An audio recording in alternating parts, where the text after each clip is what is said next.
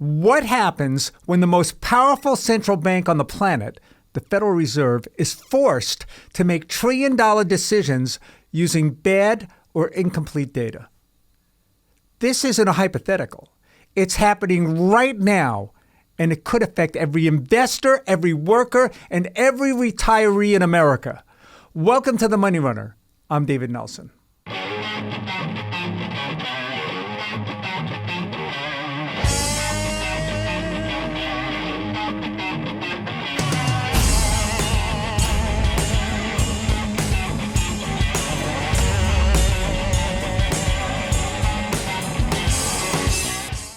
The U.S. Bureau of Labor Statistics, the BLS, is supposed to be the gold standard of economic data.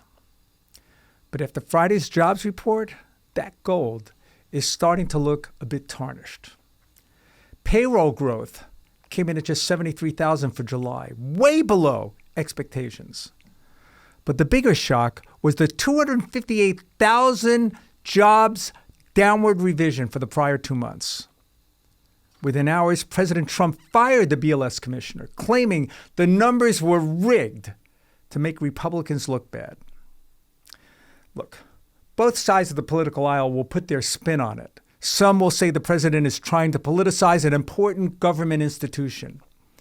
And others will say the BLS isn't transparent and believe the data could be manipulated. The bigger concern, and what you should be worried about, is the fact that the BLS is being run on models from a century ago.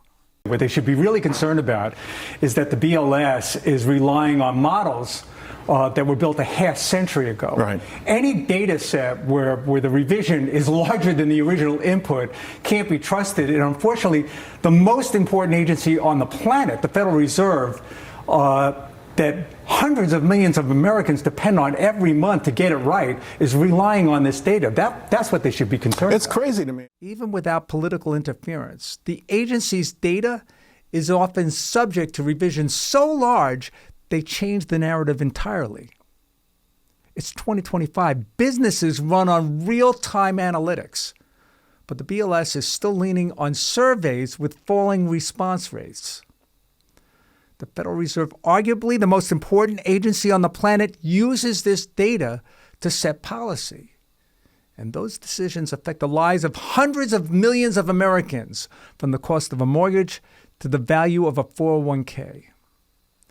When the Fed is working with flawed or incomplete information, the risk of being too late goes up. They may wait for a clearer picture of the labor market.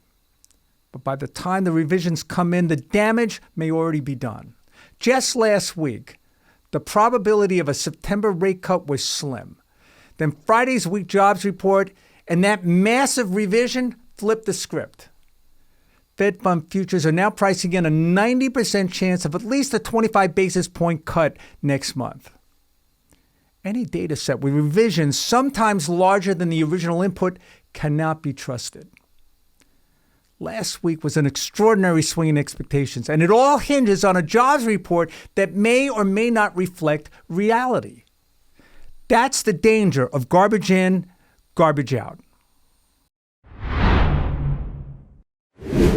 Let's switch gears to earnings and AI CapEx. Capital spending for artificial intelligence is off the charts. In fact, in just a 5-year period of time, Meta's CapEx will have jumped 500%. Microsoft, 365%. Now, granted, both companies would have spent more in a 5-year period of time, but I doubt it would be that large. That kind of spending isn't about modest growth. It's an arms race.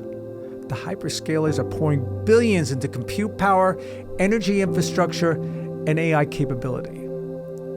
Whether or not they all see a near-term return, the investment trajectory is reshaping market supply chains and even geopolitics. So here's the bottom line.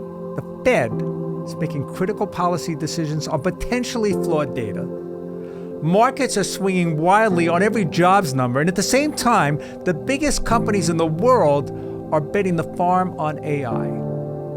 As an investor, you cannot afford to ignore any of it. Look, it's Tuesday night, and it looks like one of my companies just reported Arista Networks, so I have to cut it right here and dive into the earnings release. Don't forget, if you want to learn more about yours truly or the Money Runner, go to my Substack site, dcnelson123 at substack.com. I'm David Nelson, and this is the Money Runner.